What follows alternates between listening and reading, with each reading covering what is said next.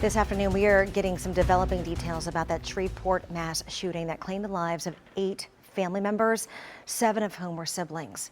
The tragedy unfolding early Sunday morning as police say the father of 7 of those victims went on a shooting spree. First shooting his wife and then going to the house where his kids were staying, opening fire there. Some of them even having to head to the roof to hide from the gunfire. And as the community grapples with this unthinkable act, the mother of some of those children is in surgery right now after being shot multiple times. WDSU's Jasmine Franklin is live for us in Shreveport with the latest information released by investigators. And Jasmine, this is a heavy load for many of them to carry. Exactly. And during the news briefing here in Shreveport, leaders describe this as such a gut-wrenching incident. They say this is one of the worst losses that the city has ever seen. They just gathered here outside of Government Plaza, parish and state leaders along with Shreveport police at that news gathering minutes ago. They started by praying for the 8 children killed and the 2 women who are still critically injured. We know now that those 2 women were the mothers of the children that were tragically killed.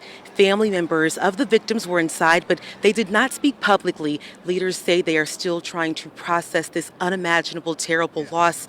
SPD shared new details, including a timeline of the shooting that spanned across 2 cities in both Caddo and Bossier parishes. Dispatch records show the caller was a relative, had fled for safety, jumping on the roof of a home until police arrived. Inside Government Plaza, emotions extremely high. We heard several people crying inside. We also heard from Caddo Parish School Board leaders who described heartbreaking moments and just how difficult it is for the young children at the 2 schools that the 8 children who were killed attended in Shreveport, how their classmates are taking this terrible loss as well, and how difficult it is for them to not see their friends today inside their classrooms. Police continue to share mental health resources describing this as a tragic domestic violence incident.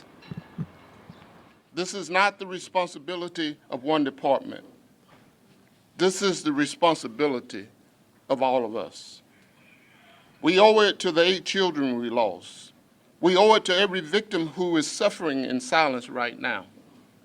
And we owe it to the future of this community.